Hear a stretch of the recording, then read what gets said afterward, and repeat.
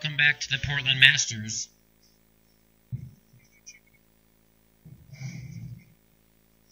We had some technical difficulties there for the last round, and we didn't get a lot of the action, but we're back now.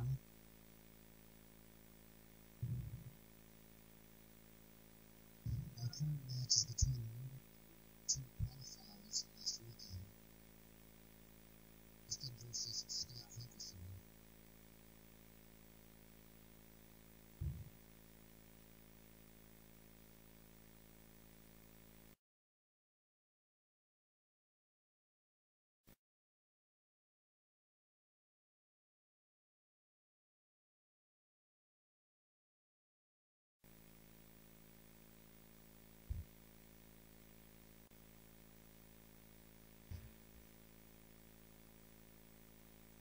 In the match here we have Halvarson training.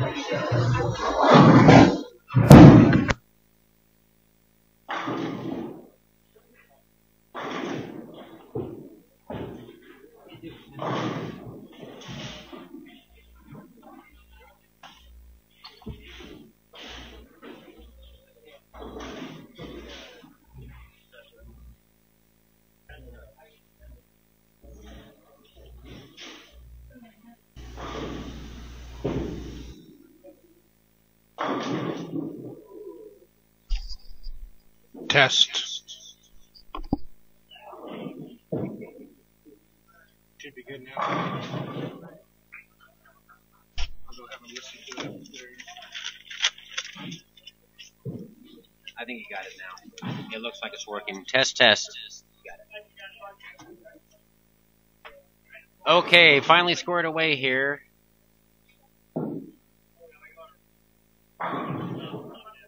Hopefully everybody can hear me well now. We're in the 5th round of the Portland Masters as we see Corey Husted. Brooklyn strike. front part of the lane getting quite dry now at this point, and we're seeing players who loft the ball through the dry heads. And momentarily I'll be going through round 4 scores. I'll have them up shortly.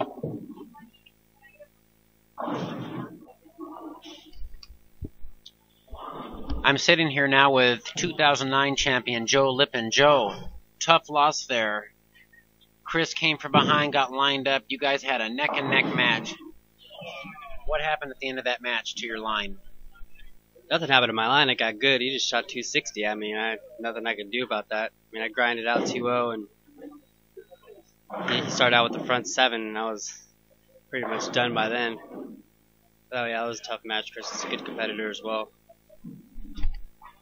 Well, shooting 630 and losing is nothing to be sad about. That's an excellent series on this lane condition, and you should be proud of how you bowled this week. Thanks, Brian. Chris is the only lefty left in the tournament as well, I believe.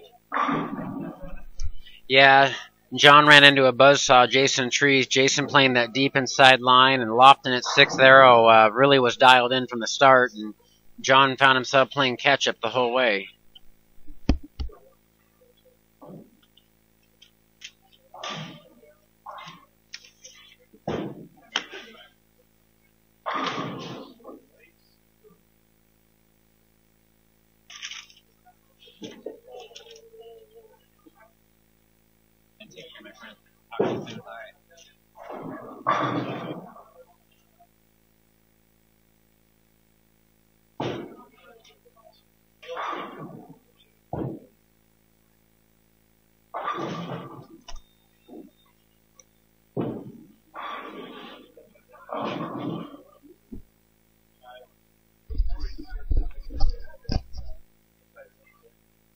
Halvarson with a double wood. And as we head towards the end of this first match, Halvarson has a potential 212. Meanwhile, Corey Husted going at a 257 pace if he strikes out.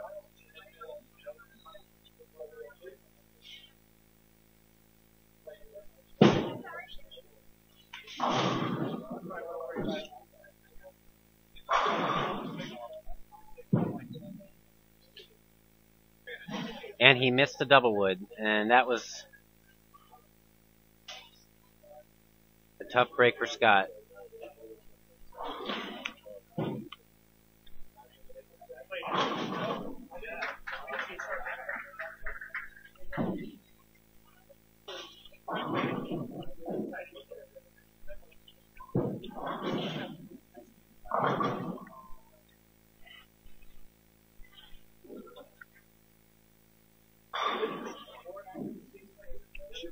Corey Husted standing in front of the ball return.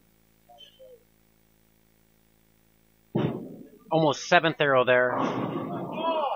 Beautiful shot.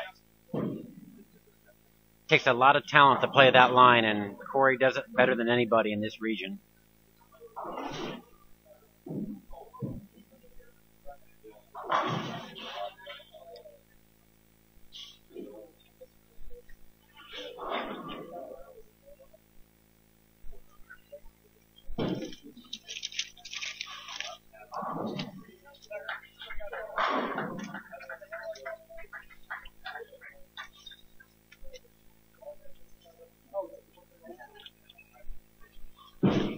Tenth frame.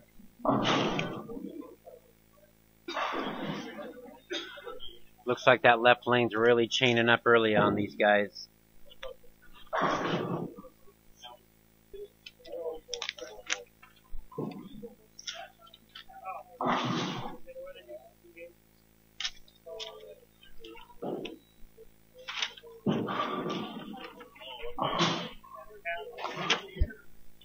Corey covers the spare nicely in the 10th.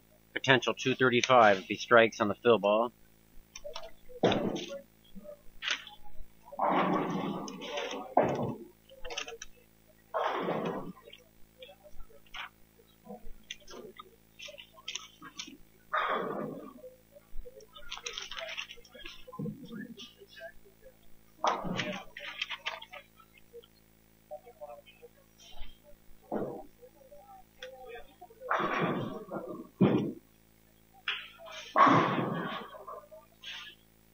235 for Corey.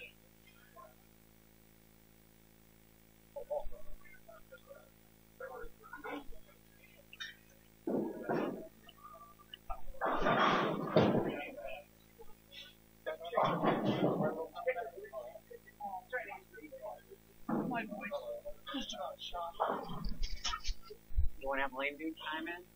Yeah. Come on over, Steve.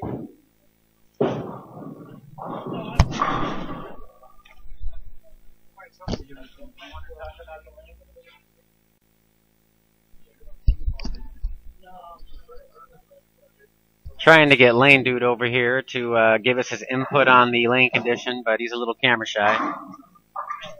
And Scott strikes in the 10th frame. Scott strikes out. He has a 200 even.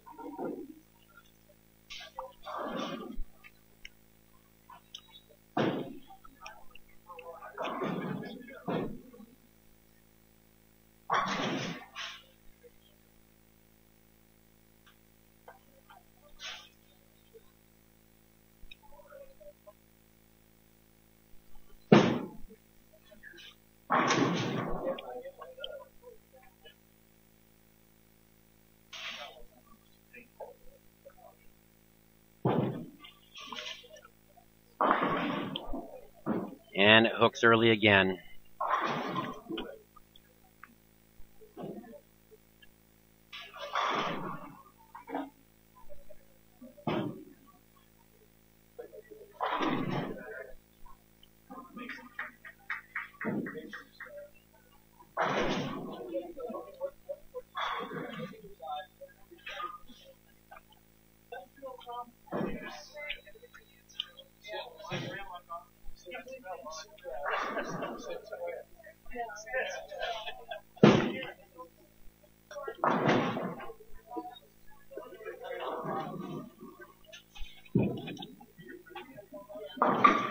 And Scott finishes the game with a 190. Corey will go into game 2 with a 45-pin lead.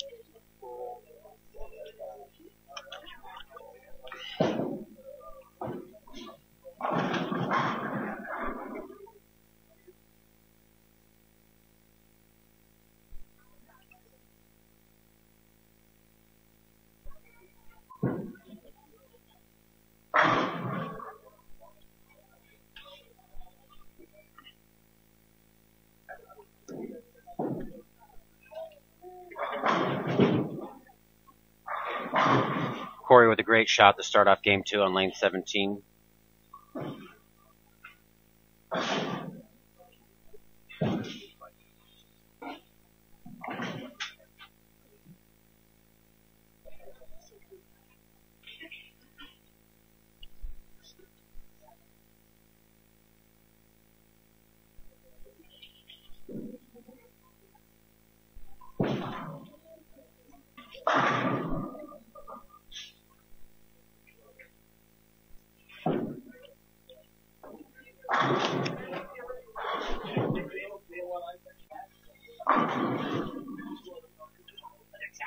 Nice swisher to begin the match for Scott.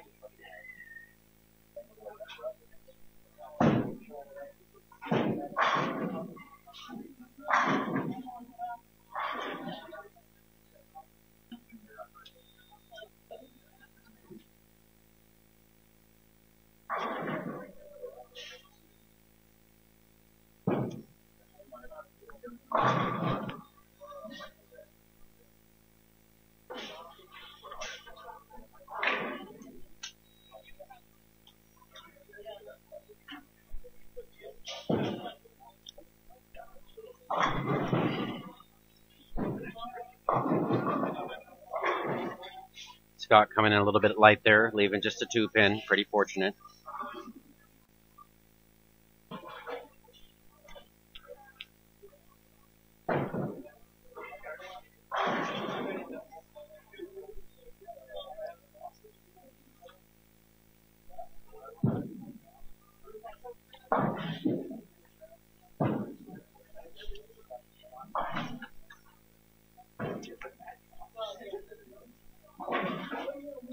This is the loser's bracket, so the loser between these two players is out of the tournament, and it's kind of ironic, you know, that the number 1 and number 2 players are bowling for their livelihood in the tournament at this point. A lot of good players. Corey standing in front of the ball return. He's crossing nearly 7th arrow there. Fast 8. Decent shot there.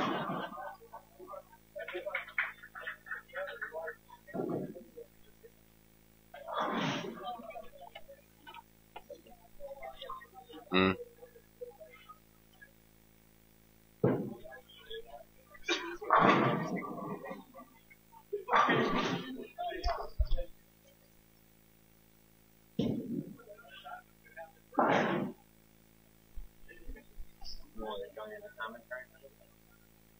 You want me to again? That wasn't why I was sitting there. I just wanted to check on you, man. Oh no, I'm good. We got a little bit behind there.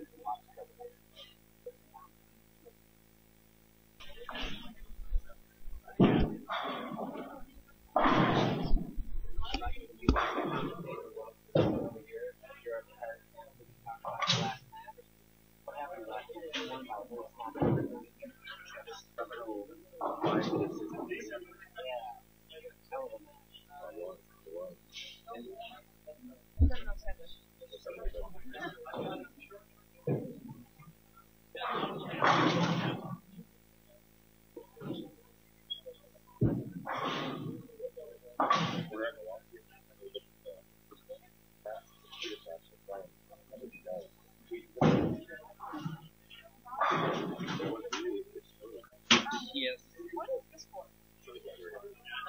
Yeah, like it matters.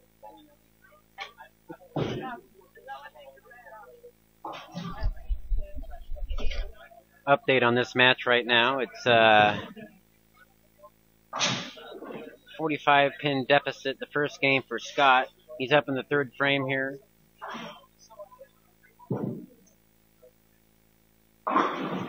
Went through the face a little bit.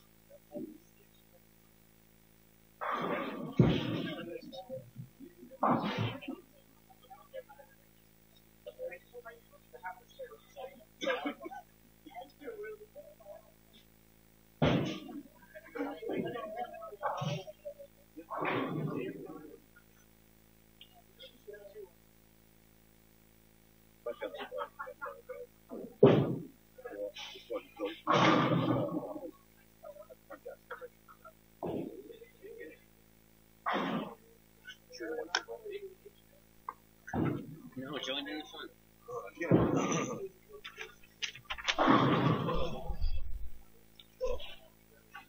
And I'm happy to announce we have another special guest here at the Portland Masters. We have the 1996 Masters champion, Ed Bliquet. Ed, what a close match you just had, winning by 8 pins.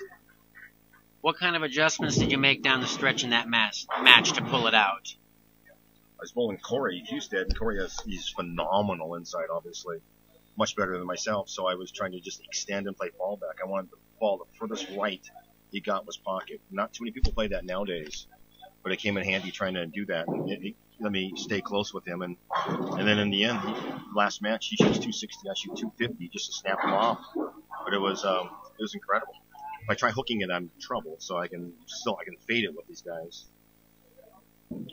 Yes, you're very good at playing that kind of frozen rope fallback when you need to. What sort of equipment were you throwing? I have a Columbia Eruption Pro. Very nice ball, very versatile.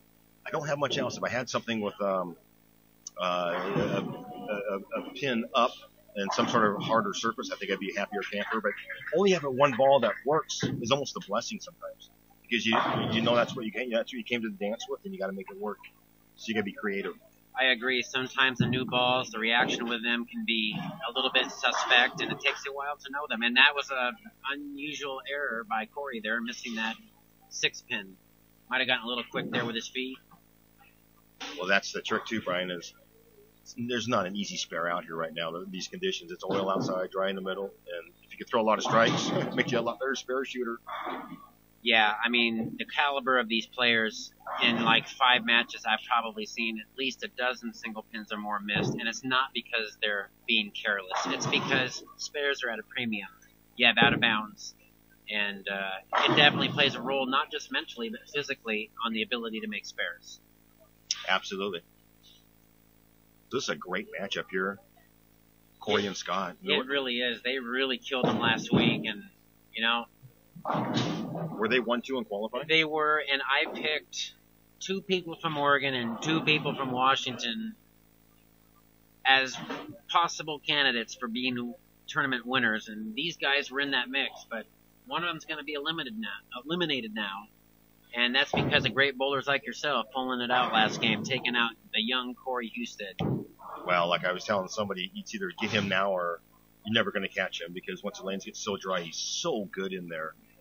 And, you know, he would have just ran rampant like he did last year. He just went undefeated last year. He's one of the best players around inside. So I'm going to go over a few of the matches. The last round, we had some technical difficulties. We were not able to record the action. Had some really close matches at the low end of the house. We had Chris Springfells, who was down by 55 pins going into the last game, shoots a 266 at Joe Lippin, defeats him by 10, 637 to 627. On the next pair over, Ryan Losley carried a very fortunate Brooklyn strike on the fill ball and beats Michael Armstrong 609 to 608 in a grinder match. Further down the line, we had Jason Trees, a dominating display, playing very far inside and lofting the ball, 666 over great left-hander John West, 613. And you know John West as well as I do. That guy is always in the mix making money. He's a great left-handed player, isn't he, Ed? Oh, he's one of the best. 5 times runner-up. You just keep waiting for his ticket to be punched for this title. Yeah, he can make them look easy when they're actually really tough. Now, moving down the line, we have Kevin Humphreys, kind of the underdog in the match against the great Thomas Alt Jr. Thomas lost from the get-go, 670 to 523. Who would have pictured that being a blowout? But funnier things have happened when you go pair-to-pair on this lane pattern. Same thing on the next pair. Tim Myers, who happened to lose the match prior, comes storming back, 760, beats Matt Wilmarth 517, a 243-pin victory in 3 games. Wow. I don't think Tim shot anything in his first match, did he? No, and that's what I'm saying. It's so pair-to-pair, you know. I called his first match, and he struggled quite a bit. He actually shot a 130 the last game. I've never seen him bowl that before, and he came right back. Huge set. Like a Hall of Famer, he does not dwell on the past. Further down the line, we had Ian Willard defeat John McGinnis 578 to 539. And this current match, Scott Halvarson survived the loser's bracket, taking out fellow Washingtonian Jeff Knapp 658 to 530, and another blowout affair. And finally, at the high end, we had power player Jeff Noggle 601 taking out Derek Handy with a 496. So that rounded out the 1 o'clock losers bracket. The current match we're watching with Corey Husted and Scott Halvarson, Corey currently is holding on to about a 37 pin lead in the 6th frame, and that was a really good shot right there.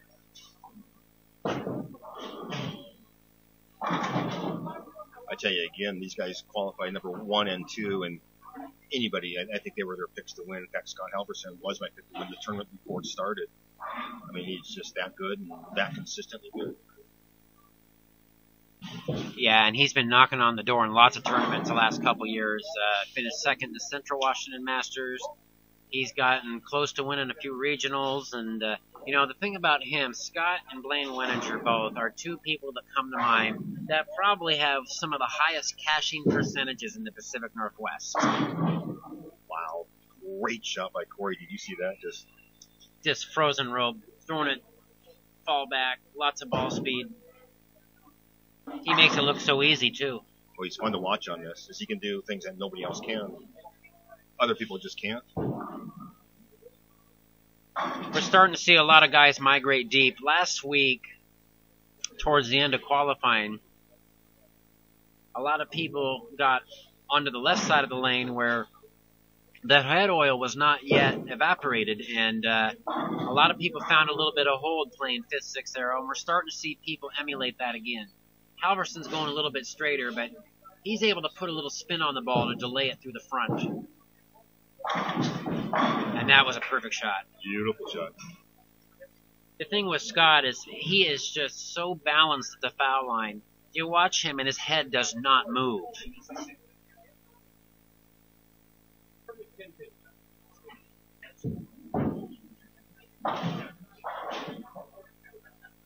And that was Tanner Spacey on lane 16. He's the only junior to make the finals, correct, Brian? Yes, and it's very impressive that he's made it this far. And, you know, I had never seen him before. He's got a very powerful shot, and he seems to be keeping his wits about himself. He bowls a lot of the JBTs. My daughter bowls them, and I get to watch him every week. He wins quite often. He's very, very, very good.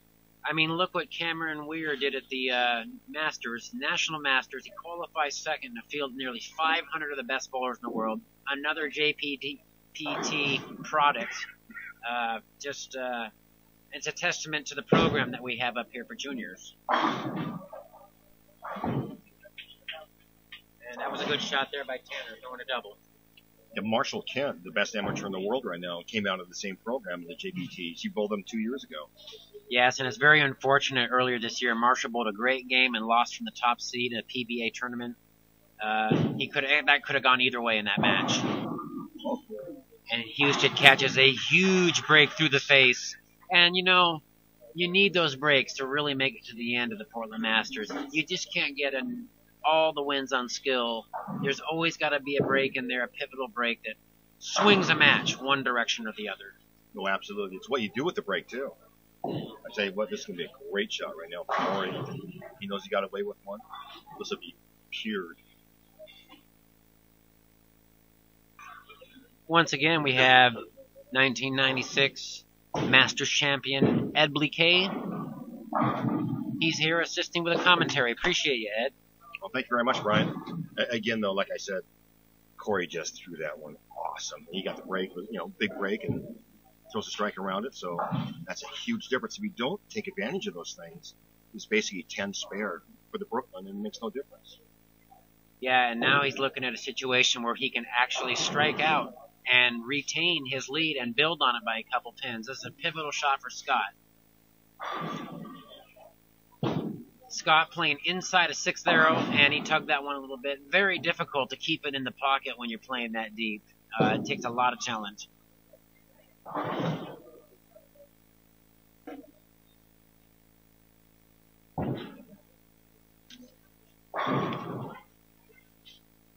Once again, I wanted to thank Bill Oaken and Dave Husted for keeping this tournament alive the last 30 years, and it really is the best thing that Portland has as far as bowling.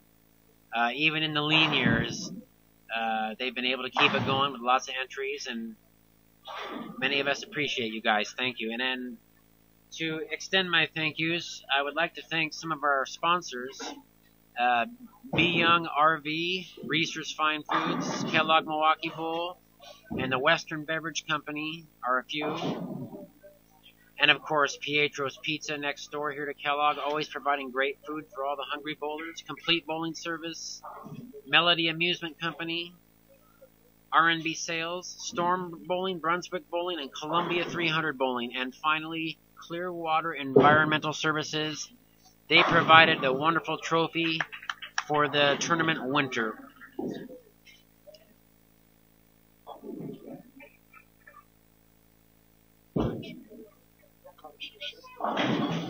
And I just got a report from Mike. Mike Karch just shot 300 game 2.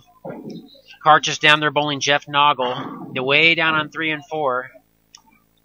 Mike Karch, another Hall of Fame player. I'm sure Ed has bowled him a few times. What do you have to say about Mike Karch's game? We've clashed horns many a times throughout the last 30 years, and unfortunately, I've been on the short side of some of those 300s by him. He's bowled many a 300s. He's a great, great player.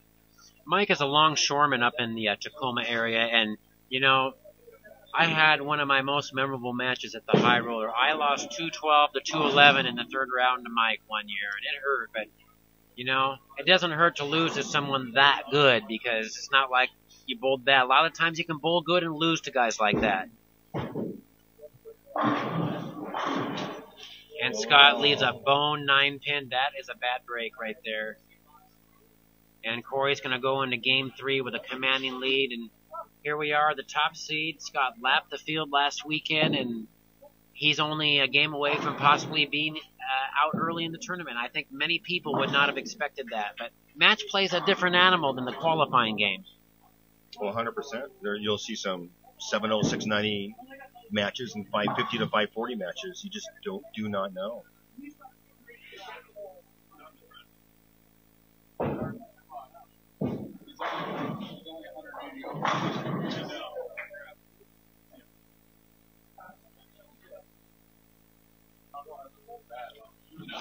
And looking at the scores right now, unbelievable. Mike Karch has a 276 and a 300 out of the gate against Jeff Noggle on this lane pattern. This oil pattern is not normally seen scores like that. I tell you, I'm not trying to be funny, but I would take 576 for a 3-game set and take my chances, not for a 2-game set. This is crazy. He only needs a 224 for 800 on this. This is definitely what you would consider a sport shot for sure. So Mike Karch has a 276 and a 300. Jeff Noggle shoots 240 the first game. It really doesn't matter what he shoots. Jeff Noggle is in trouble with Mike Karch shooting 800 possibly. Also, Blaine Wenninger, defending champion, bowling his great friend Chris Springfells. Chris had a very exciting match against Joe Lippin in a comeback affair. The string might be running out on him bowling Blaine. Blaine shoots 239 the first game. Chris struggling 166. Ryan Lossley, who also had a dramatic finish to his match, came out strong with a 229 win over Ron Morton, and it was, you see, Corey Husted dropping the hammer down on Scott Halvarson. So Lossley defeats Morton 229 to 155. Andy Solberg defeats Jason Trees 232 to 180. Kevin Humphreys 216, John Gustafson 158, Dennis Bailey 266 over Tim Myers 205. You got 2 Hall of Fame players there and 2 people who have won the Masters. What a great match that's going to be. Ian Willard 219.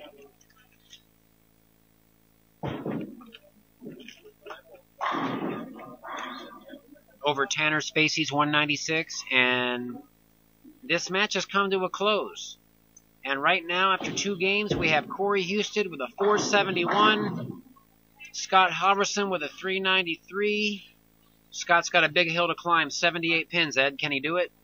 You know, he's a great player, but not when Corey's locked in like this. He's one of the best around playing inside. I just got through with a match with him. He shot 690. Could have been a lot more. I think he's just going to whack him. I can't see Scott catching him.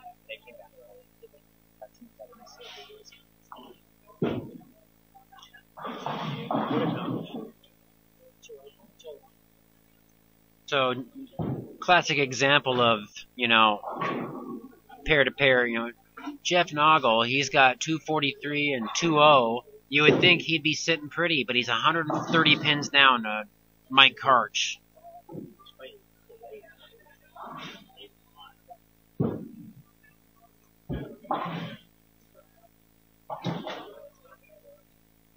In 1996, I did win this, so I went back and represented the state in the National Masters. And that year, Mike Karch was down there also, and I think he was leading the entire Masters at the time, him and Walter Ray.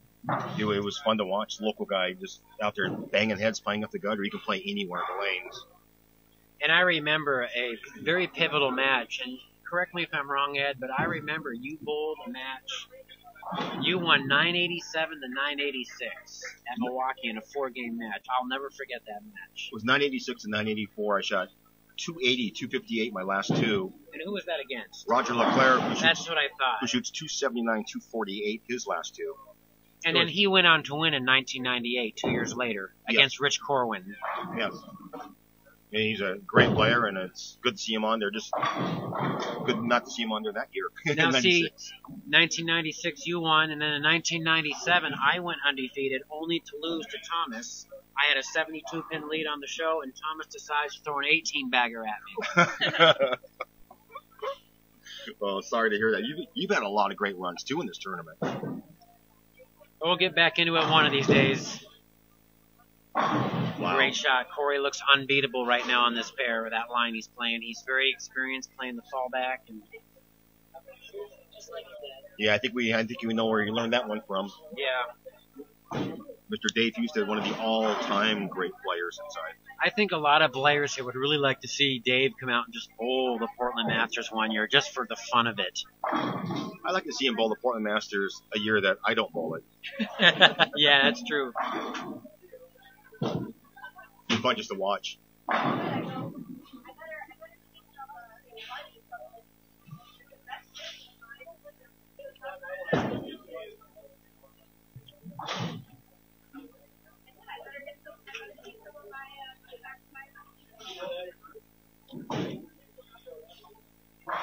So we got 16 people with 1 loss, 1 win this round, and the 8 winners move on.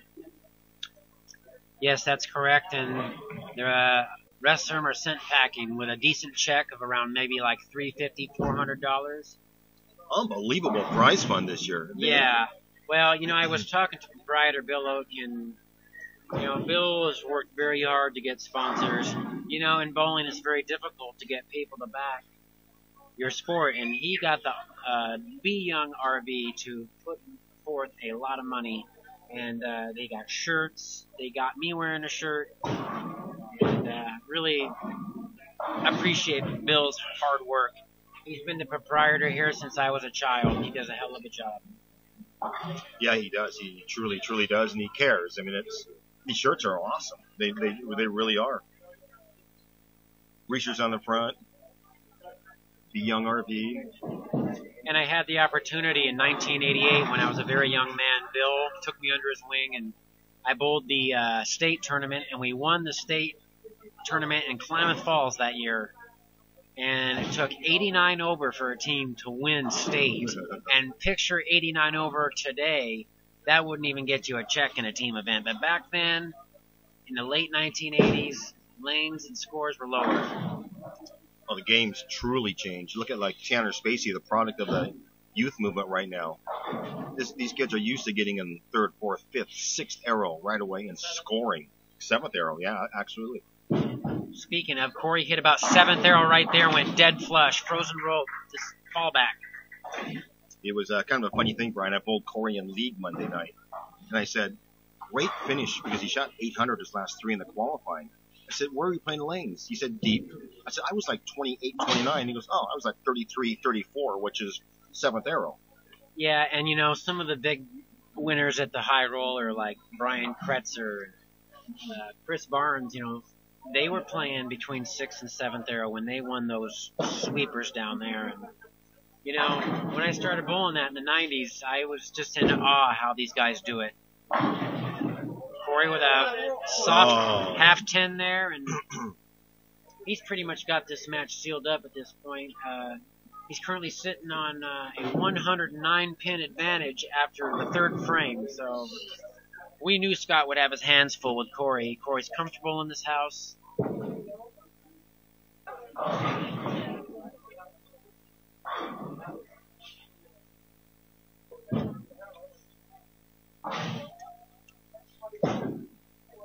Did a great job of flattening his hand out there on the spare. I'm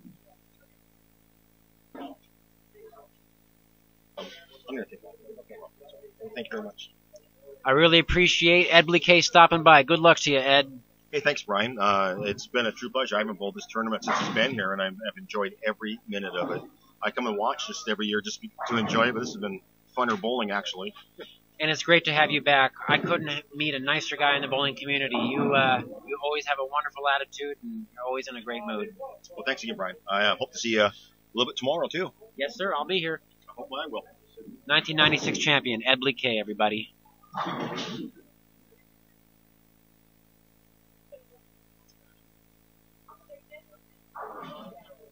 Right now, Halvarson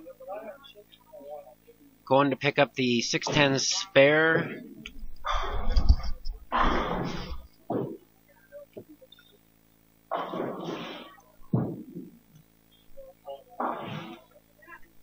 Scott covers 610 easily.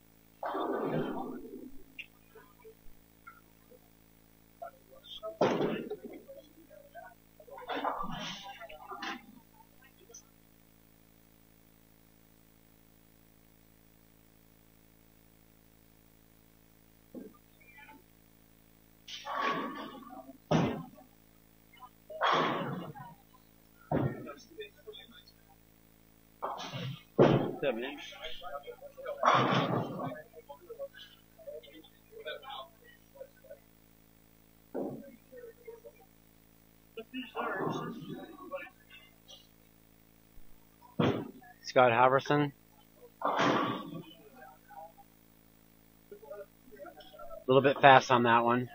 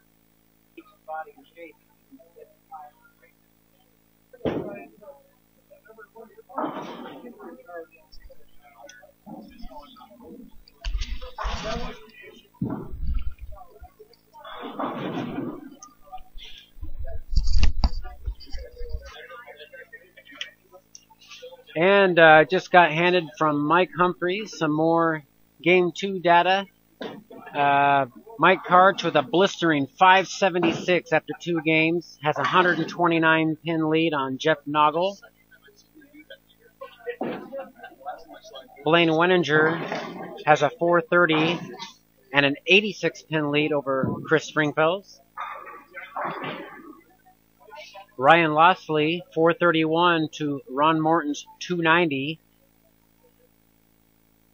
That's for 2 games. Andy Solberg, 20 pin lead on Jason Trees, 411 to 393. Correction, 18 pins. Kevin Humphreys with a dominant lead of 129 pins over Gustafson. And the Senior Hall of Famers, Dennis Bailey, 504 over Tim Myers, 419 for an 85 pin lead. It's my understanding that Mike Karch has his front 5 already. Looks like he's going to shoot 800. So he shoots 267 for an 843 series. 276, 300, 267, 843. That has to be the highest score I've ever seen on this sort of pattern. Just a phenomenal player. Very close match between Ian Willard and Tanner Spacey up here on the left. Willard, 435 to 431 lead, 4 pins. But the youngster, Tanner Spacey, is up right now on their far left, going for a 4-bagger. Lane 15, and he leads a 7-pin, but he has a pretty good lead. Right now, Spacey has a 33-pin lead with 4 frames to go on Willard. Right now, Corey Husted is just doing a victory lap. Safe, just leads a 2-5. He's just going through the motions now.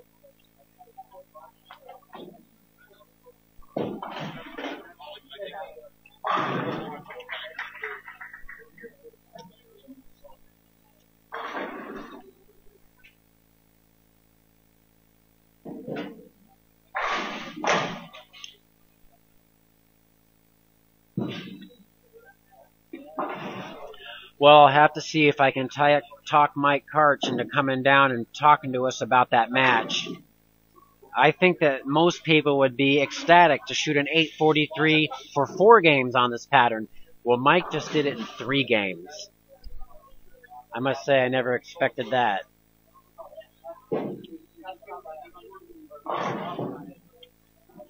Ian Willard leads a bucket. And now is not the time to lose your line. Tanner Spacey seems lined up, the youngster.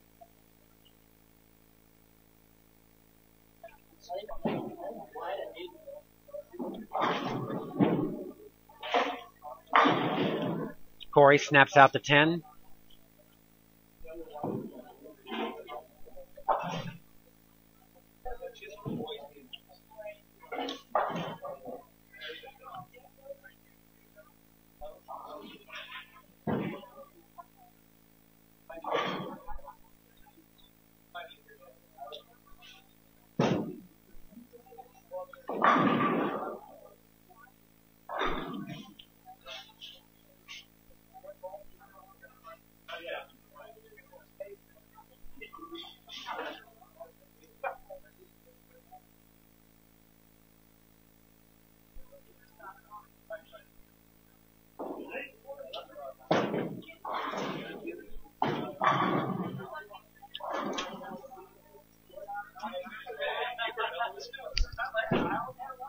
Scott Halvarson never really figured out that left lane.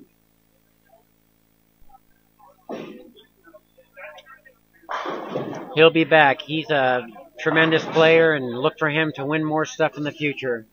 Today just wasn't his day.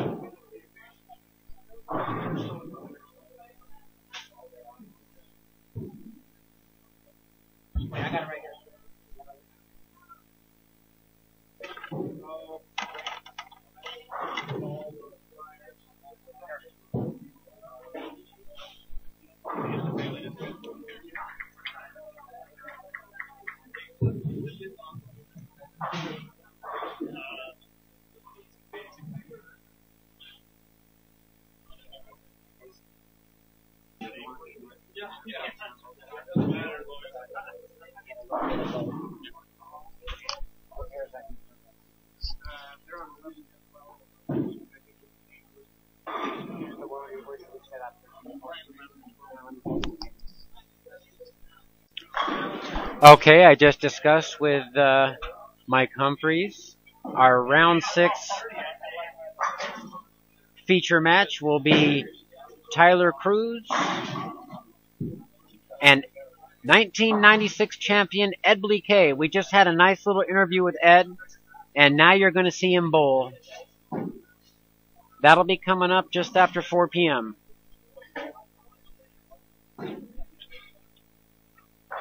And Corey finishes with a 202.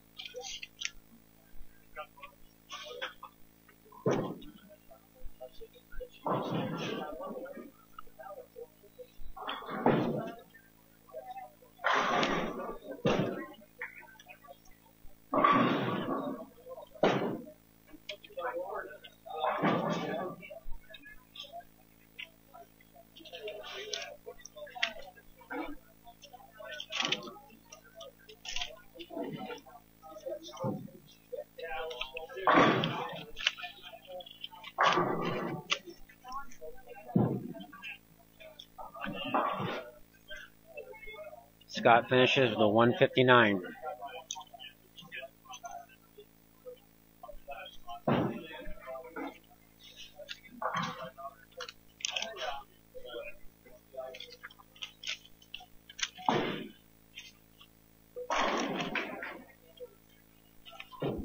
Nice bowling, Corey. Hey, you made it look easy.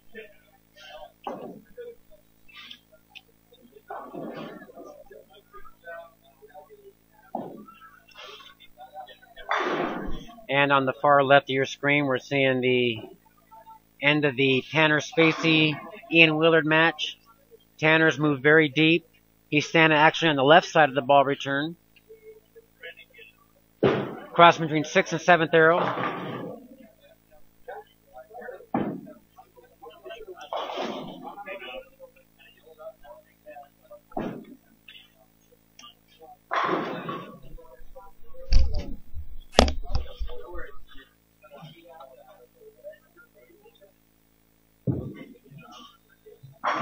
So I see you bowled last week. Yeah, you know, I gave it a try, but the good thing about it is I found the shot pretty way past long. Bad because I was nowhere to be found in the spare. Yeah. It's been a lot. The shoot's good, really, really well. I don't know what it was. I was throwing the ball really well, so I was for the first 7 games I was 42. Yeah. Good experience for it. Yeah, it is. I was 200 on those 2 years ago. In 2010, the other time was 102 under. Oh, 210 dollars. 102. Basically, throwing it down the middle. Yeah, you didn't care. Got the house record shut.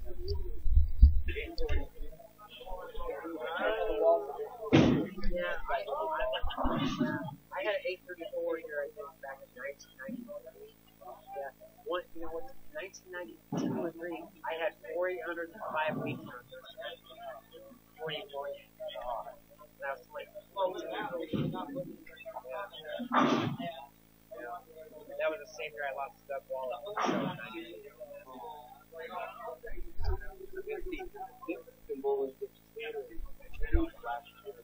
Boy, those guys are great players.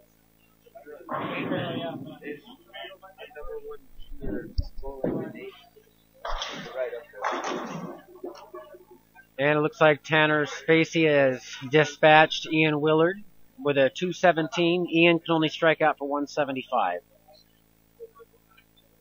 So now we're going to have a short break, and then we're going to have a hybrid round of losers and winners bracket participants coming up.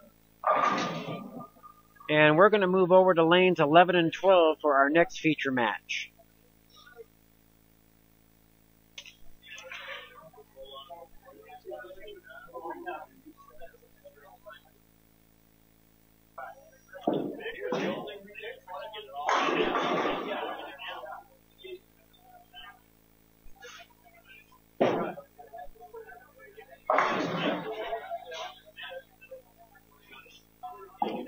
Okay, so that concludes this round, and we'll be back with the live stream in about 15-20 minutes. We have some great matches lined up for you. Stay tuned. My name is Brian Schmidt.